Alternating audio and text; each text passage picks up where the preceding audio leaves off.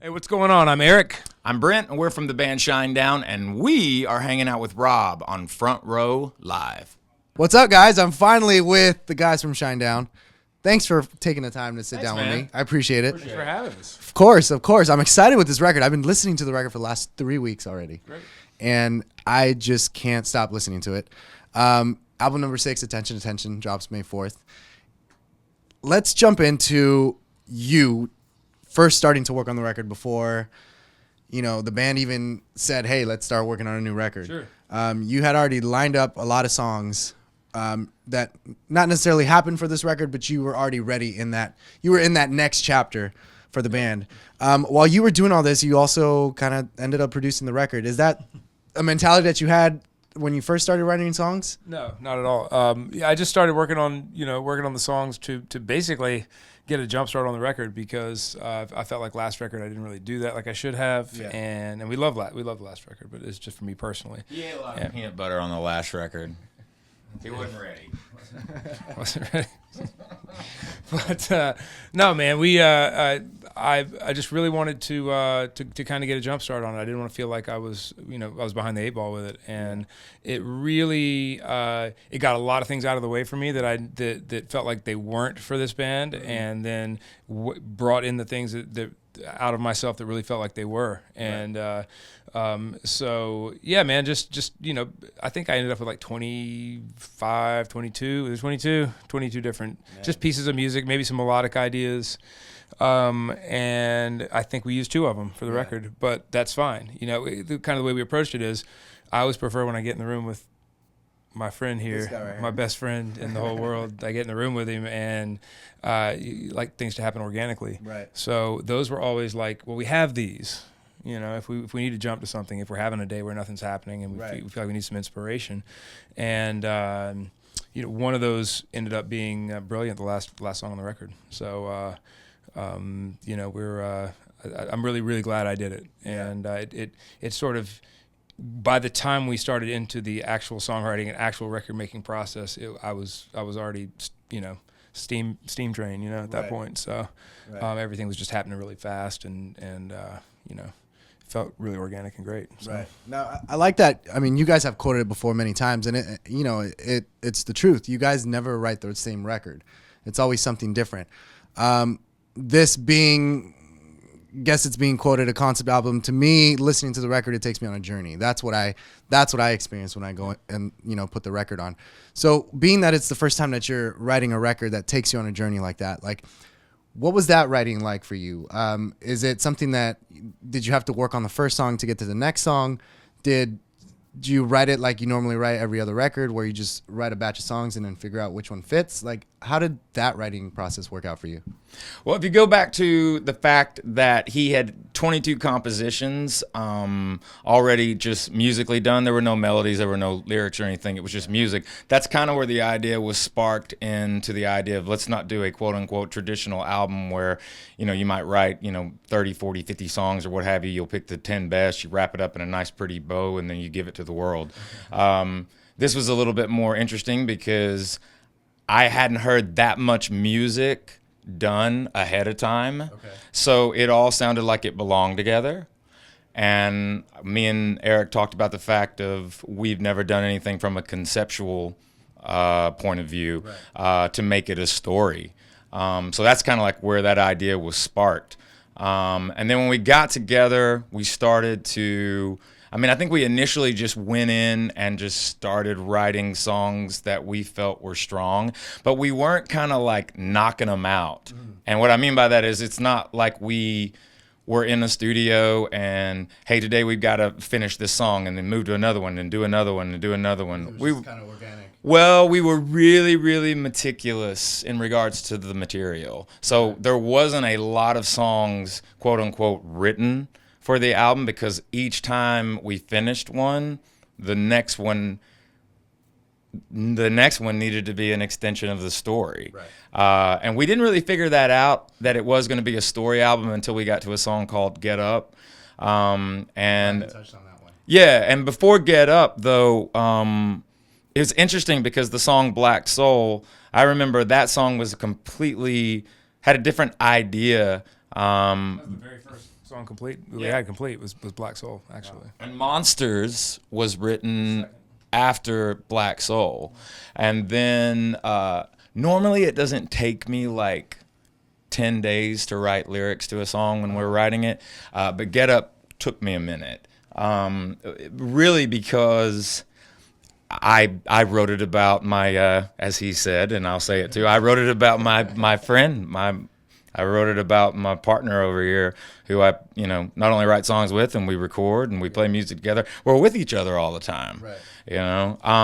So, but by instinct, I didn't want to offend him or hurt his feelings, right, or in any way whatsoever tarnish any of our commitment with each other or our friendship. And the interesting thing is that I think that when I finally got the okay from him, that's, for me, from a lyrical standpoint, all the rest of the material, it wasn't necessarily like every song came really, really easy after that. But once we decided with each other that we were going to be completely honest about everything, because nothing on the album was like pulled out of thin air. Right. It all comes from a very real place. And you've always said that you never want to write something that you have no experience about. Right. Whether it's political or it's like an actual issue. Yeah, because if me and Eric are like commissioned to do a song for a film, it already has a plot and a story. That's a lot of like what Diamond Eyes was, right, when Sylvester Stallone, he talked to us and he said, I just need you to, I kind of want you to do a 4 on the floor type beat, but I just need you to use the words boom lay boom. I remember me and him looked at each other and we're like, how the hell are we going to make this cool? I think we did a pretty good job though. But yeah, man, the arc of this whole record is, it's a lot about myself. It's a lot about Eric. It's a lot about Barry. It's a lot about Zach. It's about the 4 of us. That was the thing about Get Up was that, and he didn't need my okay. He doesn't, he didn't know that at the time. He was being respectful, but at the time, once Get Up was written, and it was extremely personal, and then we started looking back at some of the other songs. You look back at Monsters, you look back at Black Soul, and you go, we're basically, pulling our, just cutting ourselves open and giving it to everybody, right, because that's what these songs are starting to be about. And Get Up really, the acknowledgement of what that song was about and the fact that it was so personal, made it okay to go in and kind of let all the demons out. And we call it digging in the dirt. Digging in the dirt. Okay. There's a lot of healing in that when you get in, right, both not only musically but lyrically. You go digging in the dirt and right, you search and find and scrape and dig for the really, really great stuff and the really poignant lyric and the real subject matter and that sort of thing. And that song was the catalyst for that. It's actually funny. The day we recorded the music for that song, there's an Instagram video of us pulling the piano apart because it was making a funny noise, and it's on our Instagram, and I think it's still up there. And too, it was making I can't remember exactly what it was, but we took it apart. We took the whole piano apart. We actually said, we're working on a demo for a song. We're working on a song. Yeah. Hopefully one day you'll get to hear it. Man. And guess what? It's actually that piano was recorded that day on that piano. So I'm really glad you touched on that song because throughout the whole record, the 2 songs that stick out to me the most are Get Up and Special. Get Up, you kind of like you mentioned, there's certain lyrics in the song that kind of jump at you, and for me, ever since I started working in the music industry, I was involved with a lot of friends or fans or acquaintances that kind of wanted to go to that direction. And, thankfully I was able to be there during those times. And so listening to the song, it hit me. It felt really personal. So, I appreciate that you guys wrote something like that because I don't think a lot of artists do that today. And when they do, it doesn't really come out the way that. If we can just make it's a valuable point about the album, Attention, just from our perspective to the rest of, the globe.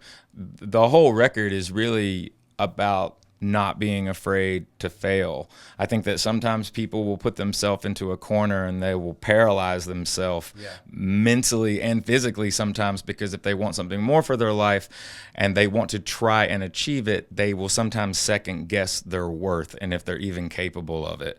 And the fact of the matter is, I don't think that you're going to be defined by your failures. We think you're going to be defined by the fact that you didn't give up. Right, you went through with it. Yeah, because I mean, the reason I am who I am and the reason Eric is who he is, I'm sure the reason you are who you are, Rob, like there's got to be moments in your life where you don't win because you need to understand like you weren't either ready at that time or you needed to. There was that I've always felt like, at least for me personally, there were specific reasons why I failed at certain times. It was to better me, whether it was a physical or a mental situation, but I learned from it. I didn't get frustrated by it in the capacity of like, I'm worthless. I looked at it and I asked myself, what do I need to do in the future so that I can achieve what I'm going after? You got to use it as fuel, man. Right. There's always something to learn. I mean, even in making this record, which it's one of the hardest things I've ever done. Yeah. And there were moments of just being kind of down and out about certain aspects of it. Maybe this one particular thing wasn't going the right way, or this mix wasn't happening the way I wanted it to happen. And I would have to stop and go. I would literally stop and go, out of all of this frustration, there has to be something I can learn, and that's what it is. It's like even at your lowest point, learn something to pull yourself up. Yeah. And it's easier said than done sometimes, but it's an important thing to do. And you can always look back on those situations and go, oh, that's what I was supposed to learn, or that's what I did learn from it. I'll tell you something specific too, because I was with him virtually every step of the way. I mean, I know this because I spent 179 days in Charleston last year because I stayed in one hotel the whole time. And but I'll tell you something, knowing him as long as I have and working with him for as long as I have, he's one of the most just from a musical and a melody and just a very, very broad individual, because yes, he plays bass in Shinedown, but he's so much more than that, because he plays multiple instruments. He has an insane singing voice. He has just the way that he kind of looks at music and knows how to put things together in a very, very original way. He's a very unique individual in that way. A good thing too is like with this and the fact that he self-produced it, and we did it as a band. Especially bands will sometimes, when they hear that you're going to self-produce something, the industry and people around us will be like, what is this going to turn into a spaceship and fly away? But he made a good point about that, which was, we've had a lot of teachers, and we worked with a lot of great engineers, and we worked with a lot of great producers, male and female, and songwriters and what have you. And, you learn from that. But he made a good point, which was we would rather go crazy making this album rather than watch someone go crazy trying to make it. And one of the things I was the most proud of him during the whole process was he did get to that place where he doesn't want to feel like on a daily basis that he didn't accomplish something. He has to accomplish, even if it's one thing. If it's multiple things, it makes him really happy. Right. But there's got to be at least one thing that gets accomplished every single day. It's like a drug, man. It's like the accomplishment drug. But it was cool to watch him. Not all the time, but it was cool to watch him on certain days, like when he was just, he just didn't have it, or I didn't have it, or whatever. And he'd look at me and he'd be like, let's get the hell out of here. And for him, and I would usually be the one going, man, maybe we don't go in today. And he'd be like, no, we got to go in. But the days that he would look at me and be like, let's get out of here. I was proud of him, because you kind of have to go outside of it sometimes and come back so that you can reflect on it. Right. That's a good point. But I love the way that you guys this record just seems organic, like all together. But I feel like this record will be the next one that is gonna open new doors. It's gonna go further than the previous records. I feel like, because like I said, I keep listening to this record because it's talking to me. And we all go through something. Like we all we Well, all that is feel what what's we set going on out to here. do. Yeah, and We you wanted to make it clearly safe. you did it. Clearly you did it. So it's like I'm excited for this record to drop May 4th because I feel like it's just gonna blow up. This is gonna be the next step of Shinedown. We just wanted the opportunity for ourselves too to do something that we hadn't done before, and we've never put a record like this together, even down to the artwork and the way that things are laid out. This symbol of, what's more, we named the record Attention for a reason. There's a reason why the cover is an exclamation point, but that's our exclamation point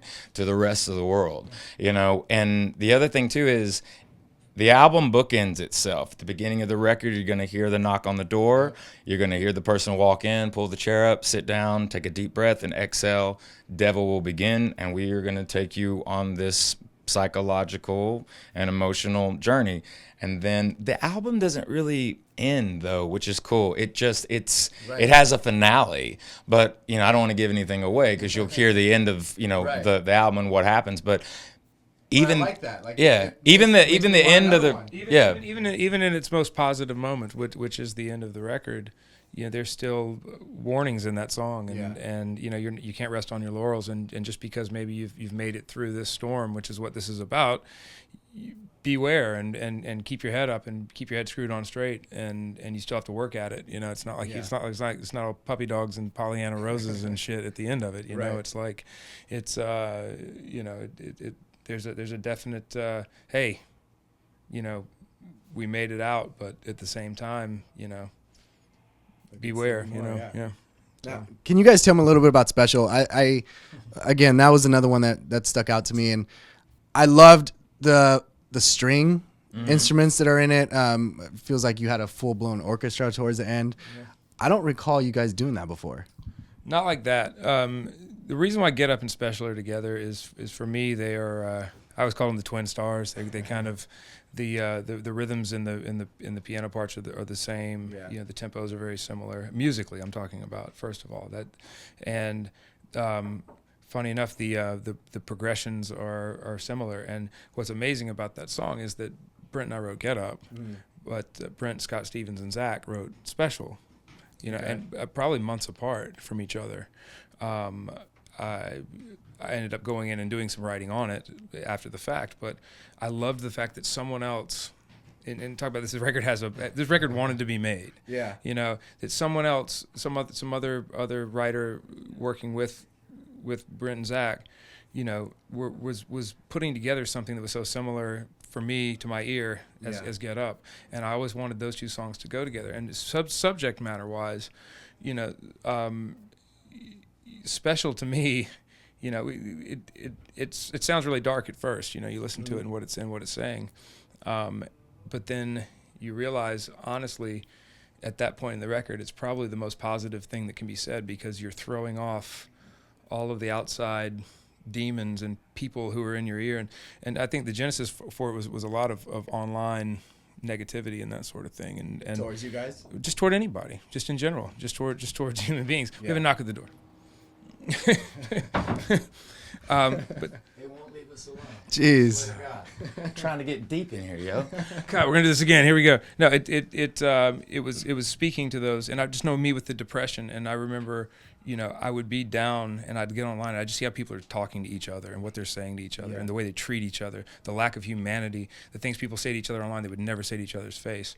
And when you listen to Special, it actually becomes, I remember the moment that I had that thought of like, wow, this is a super positive moment because you're going, you're not special. You don't have this control over me, and that's why Get Up makes an appearance in the end of that song. It's like, here is the, when you hear the Get Up refrain come back into the end of Special, it's like, the positivity's going this way. It's like an army, you know, and I love that about it. I know Brent can probably add a lot more to the lyrical side of things. Special is really the moment in the story too. You got to take into consideration, like when people listen to this record, and of course they're going to have, hopefully they're going to have their songs that are their favorites. We want them to love the whole record, but it is meant to be, if you want to hear it the way that we presented it and how we wanted it to be heard. It is an album. It's supposed to be, at least from us, if you want to get the whole picture, you have to start it from the beginning, listen through the middle and then the finale. It does tell a story. We want people to put themselves inside that story. Another thing about the record is that everything takes place inside of a room. If you've seen the first two videos, the Devil video and then the Human Radio video, you'll notice there's a couple of frames where you just see the chair. Right. You know, there's symbolism inside that. We're also going to be doing a video for every song on the record because we're going to tell the story. But to answer the question with Special, it's about the fact that I think that the technology that we have now, I think it's remarkable. That you don't have to necessarily, if you have something that you need answered, you can figure out what it is pretty quickly. Right. In the same breath of that, you've given everybody an opinion. You've given everybody a platform. And I think what happens is, and what I don't want to see happen to just humanity, is what we three are doing with each other right now, which is having a conversation. I don't want 23 hours a day, my 10-year-old son, which he doesn't do, but I don't want his head buried with his thumbs doing this all day. But when you go down those rabbit holes, man, because everybody has a platform and everybody does have an opinion, it's a lot, I think it's a little bit, at least what I see, it's really easy to get on the bandwagon and be negative. Sometimes it's a lot more difficult to find the positive in a situation, and sometimes you're up against that. Yeah. But for me, Special is that statement where it says, stop waiting on your 15 minutes of fame because you're not special. I'm putting that on me too.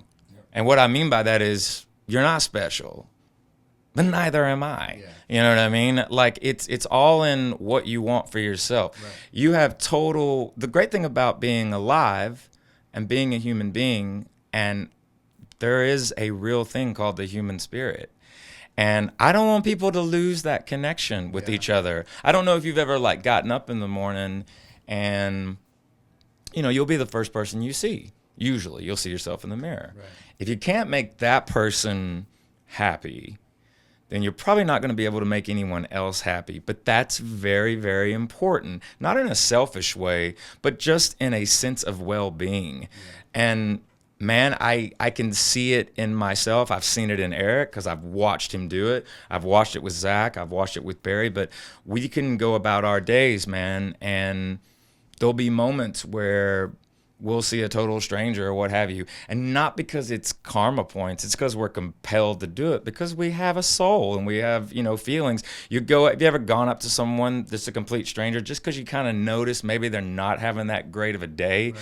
And just going out of your way just to go, hey, you okay? Can I help you? Do you want to talk about it? I guarantee you some people would be like, why would you ever do that? Yeah. Well, that person, if that actually happened to you and you were to go outside of yourself to, you know, extend yourself to someone just to ask them, hey, man or woman, you know, are you okay? You may be surprised with what happens. Yeah. They might have just needed someone to ask if they were okay that day. And that might just be enough. That's a good point. But that's really what, you know, Special is. It's about don't lose your humanity. You know, it's sometimes I feel like it's an endangered species, and I don't want to see that happen. Yeah. That's true. And that's what I mean about it being just this ultra positive moment. Like I say, it doesn't sound like it at first, but it really is. It's probably, like I said, the most positive thing that could be said on this record. Yeah. Well, I mean, like I said, this record, like I've religiously been listening to it. So why do you think it as much? I just can't wait for it to be out so then I can actually blast it in front of everybody because I have to hear it in my own headphones. But you know, I appreciate that you guys, you know, did this for album number 6. I think it's, like I said, I think it's going to hit so many new fans personally. And, you know, like I look forward to see, you know, what happens after that. I know you guys have to go. I want to keep talking to you. The fact that you took the time to listen to it. No, seriously, tell like us what you think about it's it, ridiculously like such a good record. But you know, I know you guys have to go. We'll have to figure something out. Maybe on the Godsmack tour, I got to reunite with you guys because I like this conversation we're having right now. You're welcome anytime, my man. Really appreciate that. Now, for those out there that you know, the record drops May 4th. Attention. What can they expect for the Godsmack tour that's gonna be kicking off pretty soon? I think that they, as far as everything that we're doing live, just like the record, man, we're never going to phone it in. We're just going to keep stepping it up. They should expect to see the greatest rock and roll show they've ever been to, right. you know? And then next year when we tour more, we'll just keep doing other we'll just keep going to the next place. We don't have a comfort zone. Yeah. So it's always the same thing with the records as it is with the live shows. We're never satisfied. Never rest on our laurels and keep working hard. And right. and it's about everyone in the audience and every one of the listeners and giving them their money's worth and making it worth investing in our band, you know. And I don't mean that monetarily. I mean investing their souls and their spirits into what we do. Yeah. And we owe that to them. So. But at the same time, I want to make sure that you guys are okay. Like this whole depression stuff, and you know, like I want to make sure that you guys are at the same time taking care of yourselves because we take care of each other. Yeah. Yeah, on a lot of different levels, you know. I mean, the thing is even being out here, we're around each other all the time, but we also know like the buttons to push with each other, and we don't really do that. You know, everybody really kind of focuses on being supportive of each other. I think that, you know what, you just got to take it one day at a time. That's not, and I'm not trying to be cliche by saying that. Like with me, you know, if you dig into some of my past, you know, it's common knowledge that I have, you know, a substance abuse path, and you know, with alcohol and with drugs. I've never been one to walk around and preach sobriety or being clean or what have you. You know, everybody's got to do what they need for themselves. But the fact is like, I didn't drink today and I didn't do drugs today. I have no idea what I'll do tomorrow because I can't live like that. Right. Like I have to take it one day at a time. Right. And it's the same thing. Some days you wake up. I mean, Eric can attest to this more because, you know, that's kind of why me and him have such a connection with one another, because I know where he's coming from. And even though he's not, you know, a drug addict and he's never been an alcoholic, he knows that loneliness that happens when you're not trying to hurt anyone around you. You just kind of feel like you're trapped. Right. But by being with each other and keeping each other accountable, you know, that allows us, you know, we're very, very lucky that we have each other out here because it does help. Yeah. Yeah. I mean, you know, it's ironic, the similarities between depression and drug and alcohol problems, because, you know, I often say to him, and he said it to me before too, about our individual issues, is I wish I could reach in and pull this thing out of my head and have it never come back, but I can't, and he can't either. And so I'm fortunate enough to have my brother here who helps me every day, and two other brothers that help me through my issues, and they can tell when I'm down, and you know, it's and vice versa. Yeah, you know, and I think it's important for you know, for fans to know, and for kids especially, man, to know that not at my lowest point, you know, I always knew that it wasn't always going to stay that way. Yeah. And that's the only thing that can get you through sometimes, is knowing that, you know, that it's only going to get better. And I look back at those times, and it makes me really appreciate where I am when things aren't like that. Right. And there's no control over it, man. I could wake up tomorrow and be in one of those places, you know. But you know, life's worth living, and you know, whether you have drug and alcohol problems or you have depression, it's about the fact that it's not going to stay this way. Right. You know, if you need to get help, because that's sometimes the only way to have things not stay where they are.